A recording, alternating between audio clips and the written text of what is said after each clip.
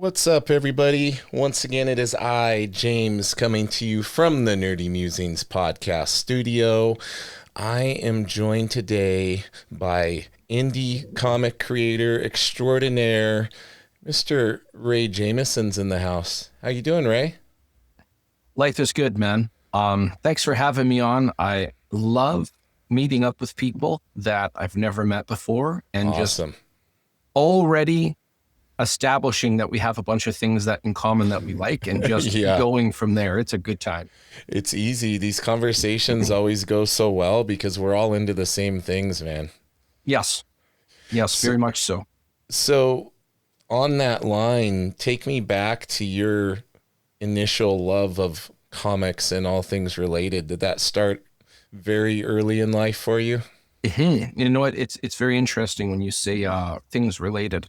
I always make this joke about, like, I was born in the early mid 80s, and Okay. the 80s had this unholy trilogy that every parent's wallets feared, which was the combination of cartoons, comic books, and action figures. And they combined their forces to find all these different tactics to get more money out of kids' parents. It And it did. was very, very successful. And I mean, there's so many different really good pieces of storytelling in there.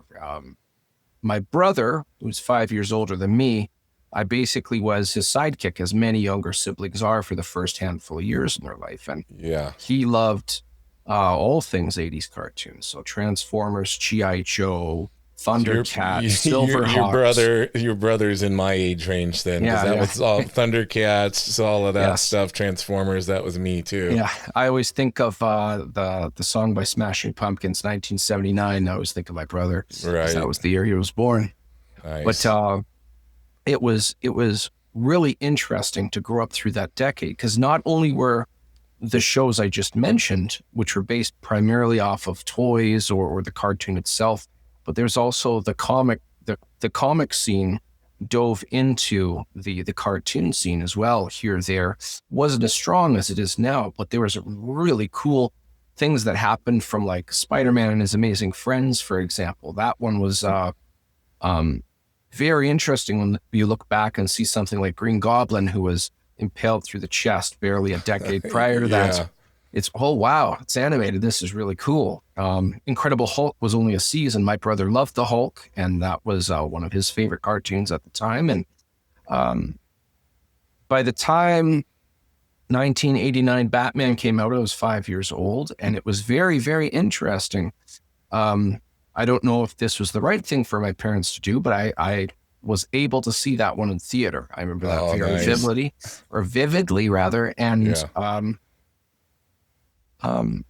there was a big transition, like 1989 Batman, of course, Ninja Turtles in the following summer. Many people I speak to consider Ninja Turtles of 1990 the defining point of the end of the 80s and the start of the 90s in regards to pop culture references. But as the 90s went on, I mean, because of my age, Ninja Turtles consumed my life for a handful of years, as it did many people in that time. But also, we got to see more serious takes on cartoon representation in the comic scene. So Spider-Man, the animated series, I felt it was kind of butchered with story arcs, but that's just me. Marvel did a great job with that because it generated a lot of new interest within the youngsters at that time.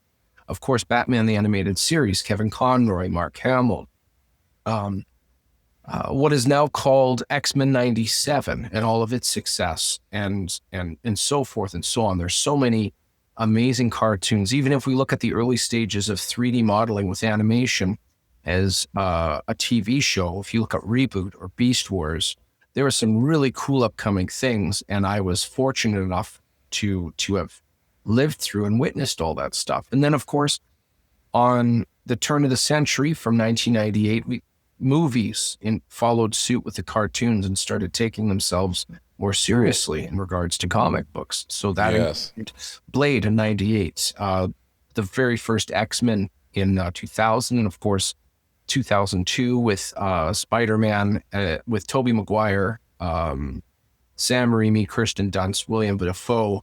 These were just statements. And I remember in the 90s going through elementary school And many people by affiliation, they had to prove they were cool. And one of those things was, well, I don't like superheroes or comics that are for kids.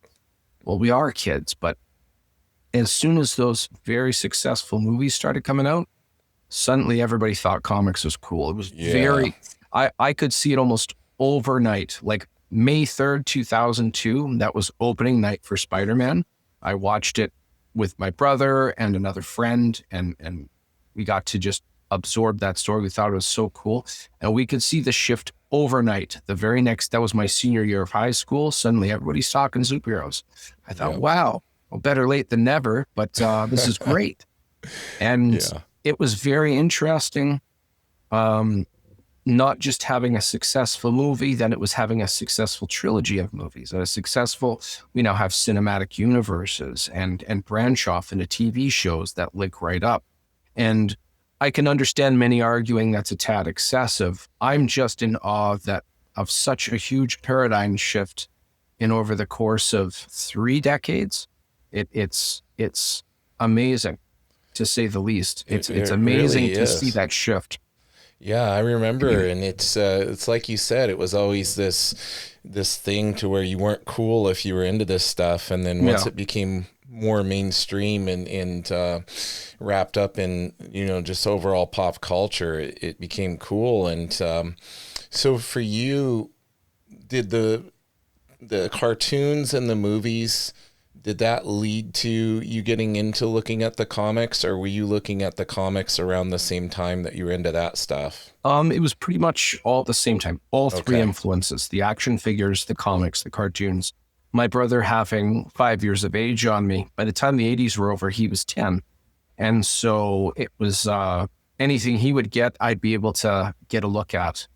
And I'm sure everybody says this, man, if only I held on to those comics then. I remember getting into the 90s, like from the 80s and 90s, and Peter David's influence on the Incredible Hulk. And I remember reading with my bare hands and muddying up the pages with my sticky fingers when Banner was able to merge Hulk, a Green Hulk, Gray Hulk, with his persona, becoming the new Incredible Hulk. Yes. And going through that comic of that monster in his persona, which was making him scared, and he was able to just balance himself out.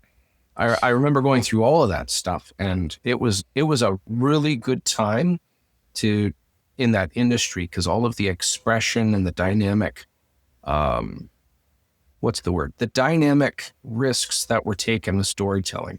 Gray Hulk, for example, although that's a little bit earlier than the late 80s, early 90s, that was gutsy.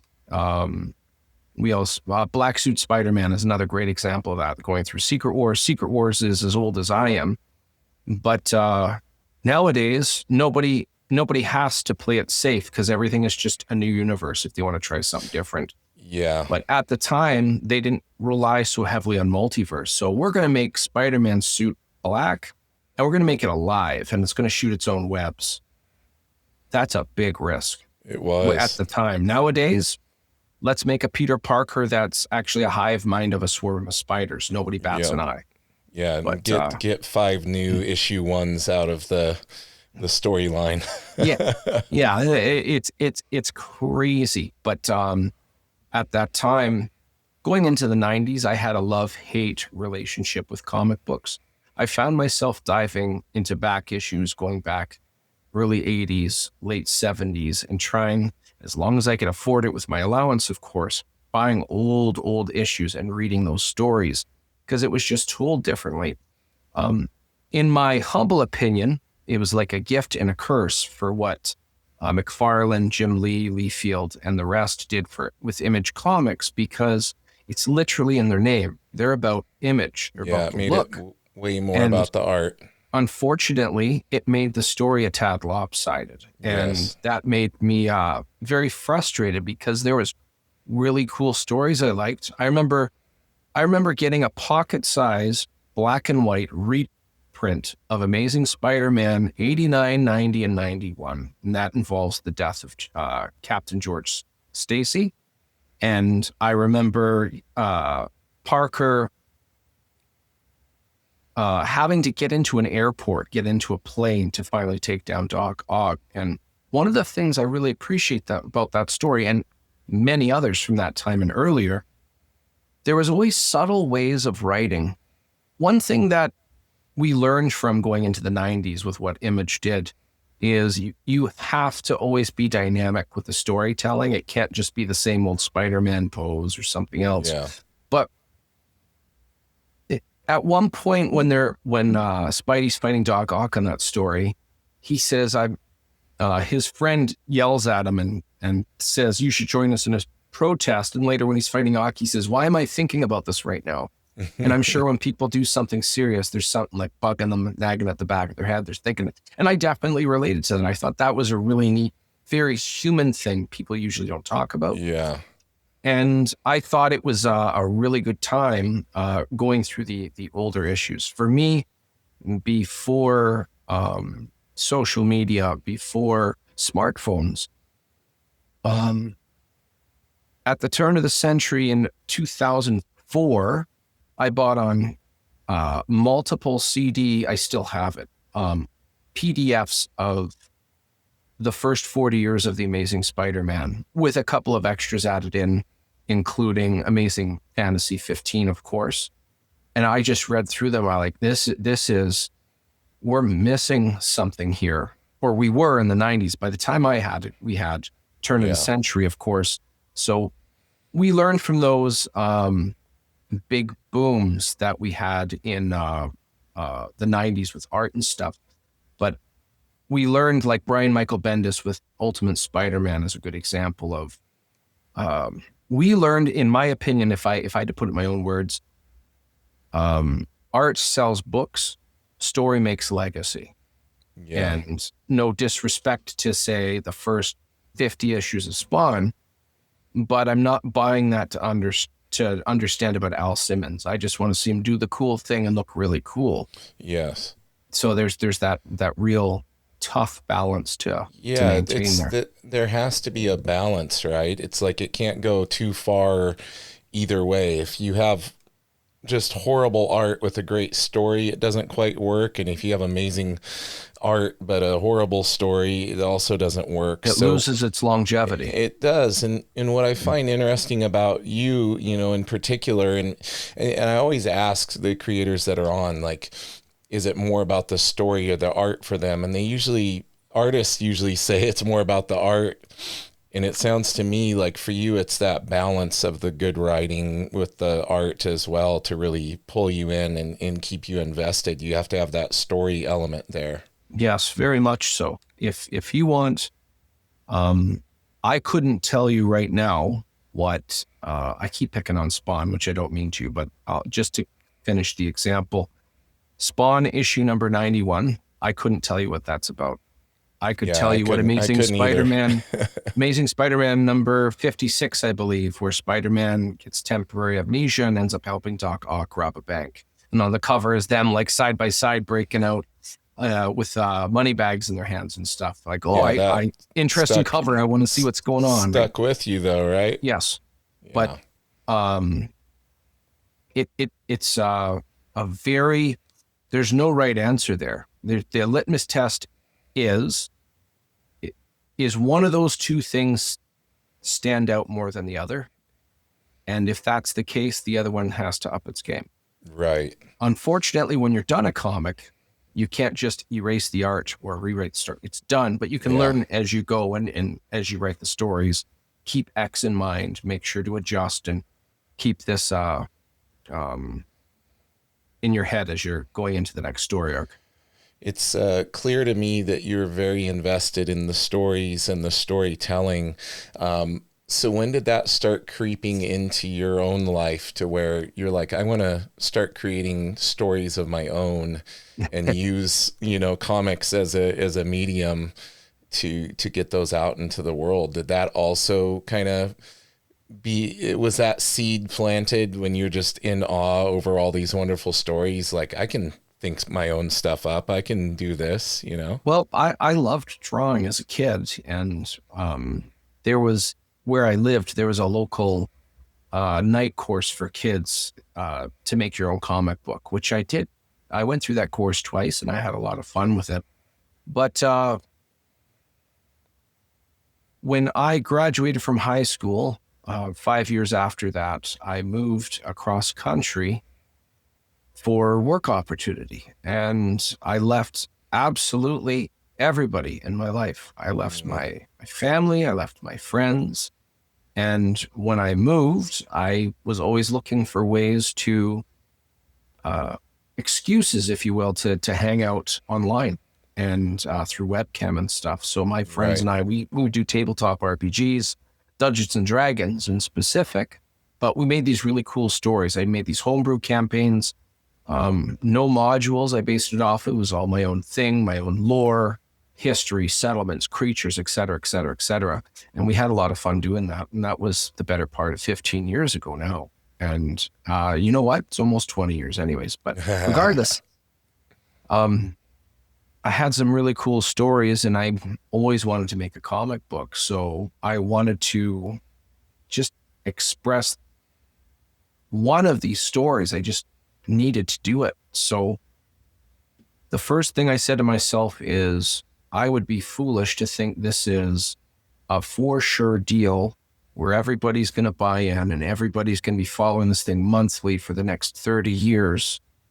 And I decided I wanted to do a short story that was a mini-series. Initially, this story was supposed to be 2 issues, and I felt that it had a lot going on, and I thought it made more sense to have it as 3 issues instead. The main difference between when I played it with my friends and the story that came to be is I took out the characters that the players were playing as, and I injected in my own characters. Okay. So they're all unique from anybody that's ever created anything or existed in that game at the time. I based them off of people I know and other pop culture references. But I was surprised how well, this is my first time writing a comic, and I was shocked at how easy it was to melt the story together. I even went as far as using Roll20, which is an online D&D platform. I made my own board, put the characters on as tokens, and I could move them around as I wrote the story out. It was easier to keep track. Oh, that's cool. One of my inspirations for that was during Marvel's first Civil War. Apparently, in a lot of their ordering of how stories would go, they would take Post-its with superhero names and move them around and say, during this issue, you can use these people. And during this issue, these people will be present. So that's who you can draw, because there was so much going on. And I thought that was very smart. So I did a similar thing using Roll20 to make sure I didn't do anything too incongruent. That's super cool. It allowed you to keep track of them. Yes. Without Post-its. Yes. Dude, so when you're creating this story and you're looking to turn it into a comic, you now have to seek out an artist, because I'm assuming at this point you're mainly focusing on the writing. Like you said, you did get into some art and enjoyed drawing, but at what point did you decide, hey, I'm just going to write this and I want to seek out somebody else to draw it? Well, the short answer to that is I'm an artist by heart, but it's not a skill I've been able to sharpen. I felt for this story, my skills were not worthy of the story. Okay. So I wanted something that I wanted talent that I felt was worthy of the craft. In some cases, I asked certain individuals, I like swinging for the fences. I did land some names that were quite decent. Dan Kemp, for example, who's colored over approximately 100 issues of Spawn, like 50 to 150. I'm beside myself. I just asked, and he said, sure, why not? And I felt, man, he's sticking his neck out for my project, and he doesn't even really know it that well. But I know it's going to look good, and he did a great job coloring everything up. Another notable talented individual is Harvey Salteras, who drew the first year of the Dan Ketch era of Ghost Rider, Volume 2. Right. And all the covers, all the interiors are done. This guy, he's drawn for me twice now, 2 different covers. Issue 1, the one of Sarlacc holding the monster's head, and then issue 3, the main antagonist cover showing the elven necromancer for the first time. And it was pretty cool for these people just to say, okay, why not? Are you sure? Yeah. Okay. Well, having somebody like Harv or Dan work on my project is the equivalent of having like Elvis Presley or Kurt Cobain perform a song that I've written. Yeah. That's the only real parallel I can compare that to. That's so cool. Yeah, and you just took a shot and they said yes, and Yes, sir. and there you are. Yeah. So we have a mutual buddy in Mr. Victor Medina. Yes. Who's handling the artwork on issues 2 and 3. Is that correct? That's correct. So how did you come to meet Vic? Well, I met Vic just like I met everybody else. I find them on social media. They're all posting their work, and they like showing stuff to their fans because the fans love that stuff. And I came across Vic on social, and I just asked. Just the exact same thing. Secret formula. Just ask. Just ask. Have you ever watched Kung Fu Panda, the first one? Yes. When the dragon scroll is finally revealed at the end. Oh, what's the secret? And there is no secret. There's no secret. Just ask. It's just funny put in the because it's the same thing with this podcast. It's numerous people of, how do you get so-and-so? I'm like, I just asked them. Yes. It's like, that's it.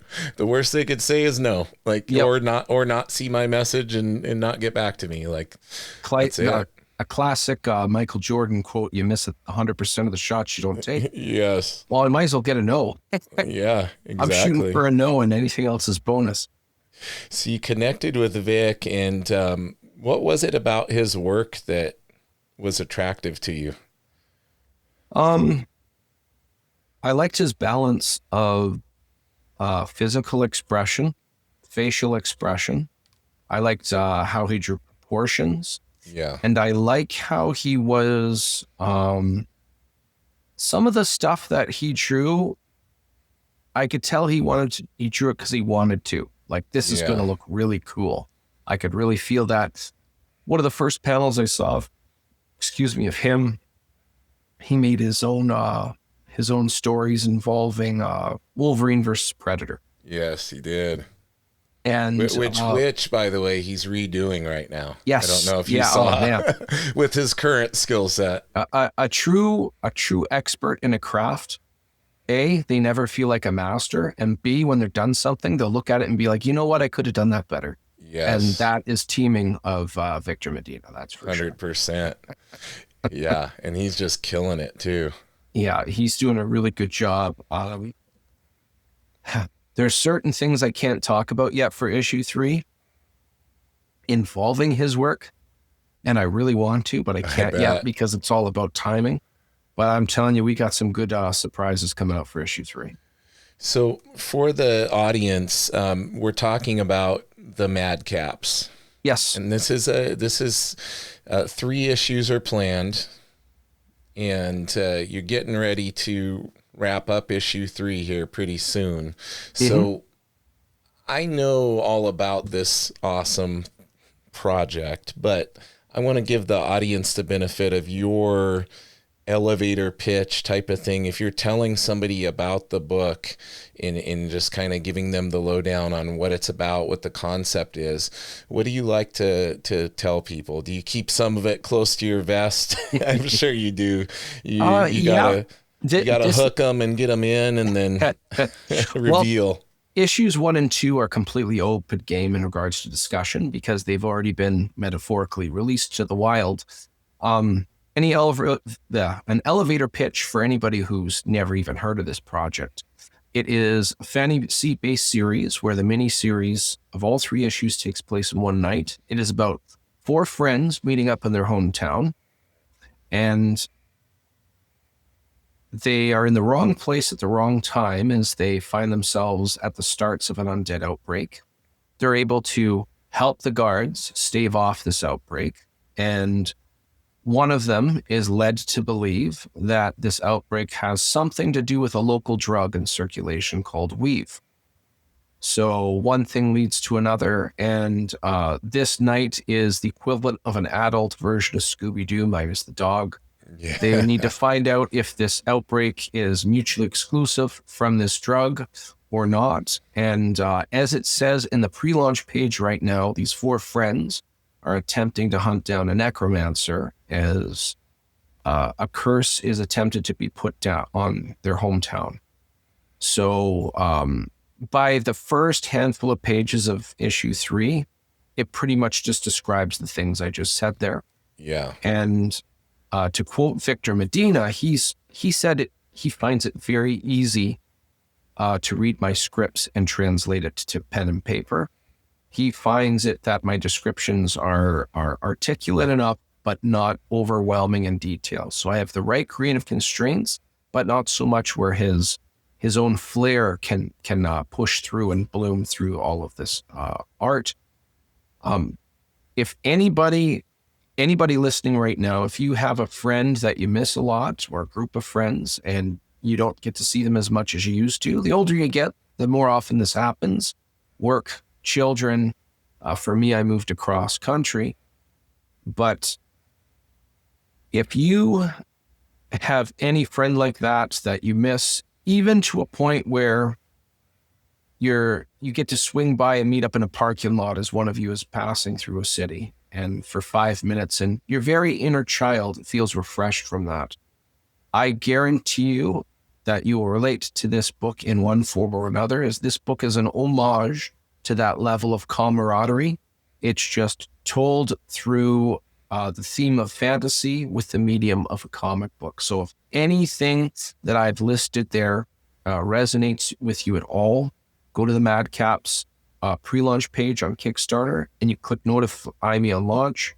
The number one thing that helps me with is the algorithmic level, where it raises the chances of more people seeing this project. Absolutely. So even if you could not support financially, selecting notify me on launch helps me in leaps and bounds that are not even fully fathomable to your average human being, myself included. Yeah, one of the things I found really cool when reading it, you distilled that very well, and what you talked about those relationships with friends. Thanks, man. Like you could sense that between all the different characters, like very, very much the interconnectivity and the camaraderie between them, and everybody with their different personalities and all of that. I also found it interesting, because I think most of us think of zombies kind of as in a more of a modern genre. So the setting that your book is in being kind of seems a little more like D&D medieval type of landscape, Yes. And then also it being you throw in the drug, connection there and everything, bringing in some modern elements into that type of world that maybe in a unique way that people hadn't really thought about before. So I thought that was really neat. Thank you. I really wanted to make sure I personally felt the story was unique enough that it would be worthy of the industry. So to quote one of another indie creator, I should be proud enough of my book regardless of what the book is beside in a spinner rack. So you've got a couple of great books behind you there. Yeah. I'm not saying whether or not my book is better or worse, but it feels like it belongs on a spinner rack. It would be okay next to those. Yeah, that's so cool. Now, take me back to the first Kickstarter. What was that experience like for you? You know what? I found it very positive. So first and foremost, shout out to Philbo Publishing. Phil Russert, he does all of my, he does my Kickstarters, and he takes care of fulfillment. Oh, that's great. It's just been revealed when this third issue is done. It will be going to distribution to local comic shops. Great, man. I'm flattered. This is my first time writing. It must be at least decent. So sure. That's not up for me to say. That's up for others to make that decision. But enough people seem to be liking it. But that first Kickstarter, we put together the experience.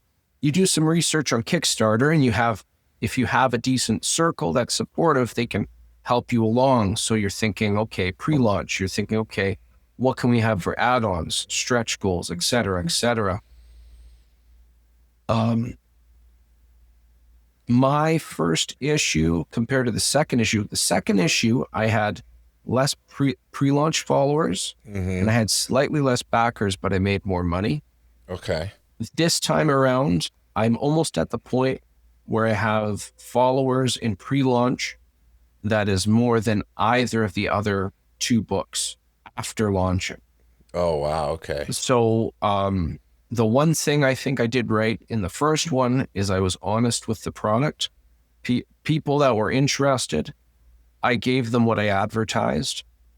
And there were some things that I did not continue on for the next issue a lot. Like some of the add-ons, you know what, this wasn't that successful, or you know what, this actually added a bit to shipping, all those different balancing acts you need to consider. But issue 2, I made more money. I had slightly less backers, but it was just as successful. But issue 3, I'm encouraged. It's very clear that people are liking the story because the follower rate is its highest it's ever been. And it's very encouraging to hear, I liked this about this character, or this was my favorite character. And a lot of people are just hyped up to see where this is going to go and finally finish up. Yeah, and they say that follower count is such a big aspect because usually those are people that are ready to back it on day one, essentially. Yeah. So if you're getting that follower count up and everything, I'm sure you've got like a lot of return people coming back and then new people that are discovering it. So being that this is 3 issues, third issue you're saying is the final one for this particular story, do you have some other things brewing on the back burner? Because I know every good creator has multiple different story ideas floating around in their head. I'm assuming you're no different in that regard. Well, something I'm not allowed to give too much detail on yet, but I've been approached about writing for 2 other individuals. Nice. So that's flattering. I mean, they like what I'm giving them, so very encouraging. I have other projects on the back burner. I've also had a lot of people asking if I would continue the Madcaps, which wasn't my initial goal. Right. I wanted that story to feel like the world existed before the comic starts. And I wanted it to feel like the world existed after when the issue's finished. Like when I say all 3 issues takes place in one night, like issue 1, the first couple pages, the sun's going down. Issue 3, the last couple of pages, the sun's going up. I wanted to feel like you were locked in it with them. Yeah. If I finish with just those 3 issues and walk away, I'm content. But if we'll see how this issue goes, and when it goes through, when it goes into distribution, I'm open to continuing on. All of the characters, I bullet points, if mind you, I know what they do, where their life goes, and where their metaphorical deathbeds are eventually. So it's on the table, but it wasn't something I really considered. I was just content knowing that I made the story up and it was in my mind. Right. There are other options in regards to what I'm going to do next. I have not confirmed that. Pardon me. Gotta get my yawn on. No worries. It all depends on how this next Kickstarter goes. I'll make a plan after that. Right now, my focus is just on this book. Yeah. Now, do you still consume modern comics? I know you like to read the old stuff, but have things kind of turned around now where there's some things you're interested in reading nowadays? Well, I made the joke about having a love-hate relationship with the 90s of comics. Yes. And don't get me wrong, there's some really cool stuff in the 90s as well. I'm not saying they're all bad. I've had a real love-hate relationship with non-indie comics for the last decade plus. Yeah. I guess the best way to put it is with all the nicest of intentions, some of the stories don't feel like stories, and they feel like they're focusing more on message as opposed to an entertaining story. Yeah, and that's for no sure. disrespect or singling out of any specific writer or any specific issue or anything like that. I think much like in the 90s, there was that learning curve of everything suddenly being visual, and the writing didn't matter as much. I think we're almost out of it, but there was this hard learning curve of, do we use this opportunity to preach our views, or do we tell something that's awesome, regardless of what my opinion is? Right. And it really bugs me because I really love these franchises, but I would rather be looking up issues of Atlantis Attacks, which is a throwback. Yeah. I would rather be looking up. I showed my son the other day the cover of Punisher issue #1. And that's when he's outside the apartment building with bazooka at the window. Yes, sir. And my son starts laughing, and I said, "What's so funny?" He says, "If he misses, he's still getting them." Exactly. But there's some really cool stuff in that era, and I think we're coming out of another learning curve where we're going to get some cool stuff coming again. And it sounds so pious and pretentious because I'm not saying it's all bad. I'm just saying the quality on average is going to rise in regards to story. Right. Yeah, and it's interesting because there's kind of been this shift back to the exciting artwork being more prominently featured. Yes. And a lot more manga and anime influence. Yes. The things that the younger generations are more into now is finding its way into mainstream comics and getting a lot of new fans in the shop and excited about comics again. So I do find that aspect of where things are right now pretty cool. I think that kind of kicked off a little bit with Absolute Batman and the style of the art on it. And then you get drawn into the story as well. So anything I think that gets new readers into comics, I think is pretty cool. Yeah. But I'm there with you on the finding that balance, I think, is what it comes back to, just like what we were talking about earlier on in the show. When you get that sweet spot, it's nothing short of awesome.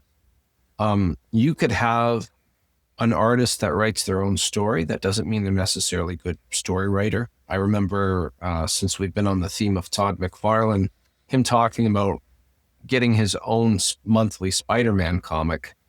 And he was like, cut me some slack. This is going to take a little bit. Exactly. He says, when he's drawing for a writer, it's very different than drawing for his own story. When he draws his own story, he would prefer it to be two guys in a cave duking it out. Well, there's not a lot to draw.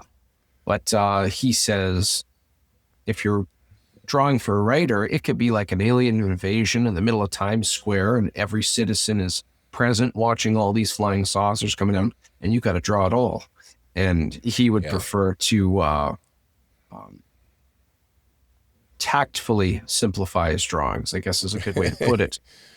But one of the things, just reflecting on that dynamic alone, when there's not enough proper writer influence and it's more art influence, you start getting the dynamics where, well, we don't need that detail, just don't draw it. And the stuff that's been getting drawn is really, really awesome.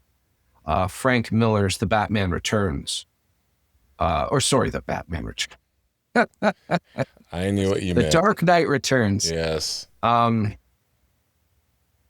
Revolutionary for its time. And it was, we're talking about taking risks. That was a big risk. It was, the story was pretty awesome for retro future. Pretty cool. And the art, it was, the word I like to use is gnarly. When people start saying who's the best artist, I couldn't give you a definitive answer on that, because depending on the context, that's the right artist for that job.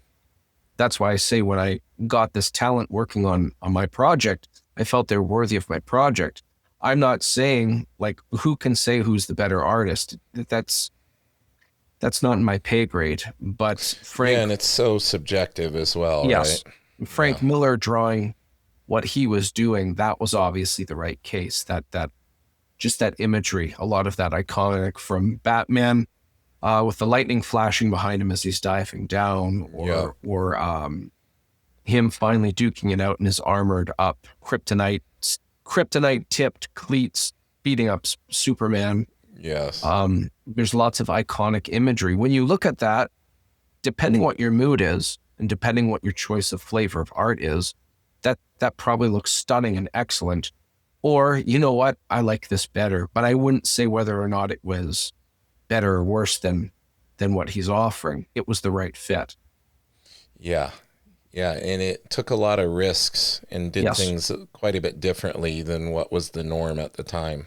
Yeah, definitely. And I think that's why it resonated so much with people, and still resonates to this day, to where, again, to Absolute Batman, they're pulling a lot of elements from that, and in the page layout to everything else. Like it's hitting a lot of those same notes. So it's no secret that those are key things that readers and people, fans of visual storytelling, cue in on. It's almost like it's embedded in our subconscious, especially people from like our generations that came up on Dark Knight and that type of stuff. Yes. Yeah, I think it's a very important thing that when any book being made, I think the artist should be picked after the story is written. And that's, I mean, if you got a superstar of an artist, I want that artist, right? It's understandable for that to happen that way. But sometimes, depending on the story, in my mind, for my book in the Madcaps, in my mind, I'd read the story and I'd look at different examples online. And that's when I saw Vic and I saw what I was writing, I looked at what I was writing. Yeah, I think it would fit because there's just a certain flavor, tone, atmosphere to it. It's Victor's skills and my story, obviously complemented even further by Mr. Kemp and his coloring and Micah Myers and his lettering. But the sum of it is greater than its whole. Right. When you get that right combination. Now, are people still able to get issues 1 and 2? Are you going to have an option on the new campaign where they can get like all 3 in a bundle, or what? Yes, sir. Okay, perfect. So, you're asking all the right questions. Some of them I can't answer yet. No worries. There will be issues 1 and 2 available with number 3. We'll have some different options coming. But there's some nice covers on the way as well. There's so many good stuff, man. But yes, short answer, issues You'll be able to get them all. Issues 1 or 2 will be available, yes. Perfect. And you said the pre-launch is already up for issue 3? Yes, sir. And if you look up the Madcaps, issues 1 to 3, if you look that up on Kickstarter, you will find some of the cover art underneath too. You'll see the main cover by Victor Medina. You will see the main antagonist cover by Harv Salteras, colored by Dan Kemp. Underneath that is one of Chazgo, the blue-skinned elf. It's drawn by Pogs Art. That's his alias online, and colored by Dave Kemp. Everything white on that cover is going to be glow in the dark, so I think that's really going to pop. Oh, very cool. And then underneath that one, this is the only other cover I have currently on there. There will be more coming, is Fish Lee, who drew lovely Dun and Eni there walking away from fire. Dun and Eni is under 4 feet in height, so it's kind of funny seeing that look of mischief on his face. Yes. But that cover there is going to be lava foil. Oh, very cool. So we still have some cool stuff coming out. You're going to have some reveals. Yeah. So if anybody is listening right now, if you follow me on Instagram, also, Raymond the DM, you can also find me on Facebook as DM Ray. DM is just short for Dungeon Master, of course. And you can also find the Facebook's the Madcaps Facebook page is on there. We're almost at 500 followers. If you follow me on any of those, you'll be up to date with any reveals coming out leading up to April 16th when this whole thing launches and people can finally find out what the heck is going on with this little town known as Ivywood. Perfect. So the launch is coming up soon. Yes, sir. We got 4 weeks to go. I couldn't think of a better way to wrap it up and put a bow on it, Ray. Right on, man. It's been great chatting with you, man. Thank you very much. I really appreciate the opportunity. Definitely be inviting you back on in the future with any other projects you have coming out. Once the reveals start hitting, we'll make sure to get you on and break the news to the world. Thank you very much. That's very kind of you. I had a great time, and awesome. Make sure to back the Madcaps, folks. It's going to be a good one. For sure. Get on that pre-launch. If this episode comes out around launch time, get on there, back it. And Ray, thank you so much for being on here, brother. Right on, man. All right, hang out with me for a moment while I give everybody my spiel. Everybody, if you're watching or listening, that means you already found the podcast. If you're enjoying the podcast, the best way you can support is simply by giving it a like, sharing with a friend. That helps it get in front of more people. I greatly appreciate it. I am restructuring the Patreon. I'm going to have a lot of bonus content on there coming up. So if you want to head out to patreon.com/Nerdy Mewzings, you can give that little extra level support. And in the meantime, everybody, keep it nerdy.